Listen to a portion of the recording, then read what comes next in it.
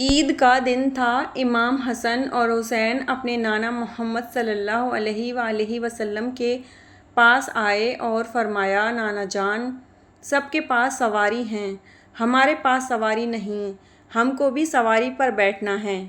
محمد صلی اللہ علیہ وآلہ وسلم نے امام حسن کو اپنے ایک کندھے پر بٹھایا اور امام حسین کو اپنے دوسرے کندھے پر بٹھایا اور کہا، حسن بیٹا، میرے سر کے آدھے بال مبارک تم پکڑ لو اور آدھے بال مبارک حسین تم پکڑ لو، میں تم دونوں کی سواری ہوں۔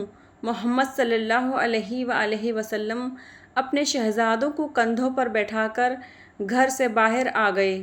جب باہر یہ منظر حضرت عمر رضی اللہ تعالیٰ عنہ نے دیکھا تو کہا، اے حسن و حسین، تمہاری سواری کتنی خوبصورت ہے۔ اس کے جواب میں محمد صلی اللہ علیہ وآلہ وسلم نے فرمایا، اے عمر، سوار بھی تو دیکھ، سوار کتنی خوبصورت ہیں۔ سبحان اللہ۔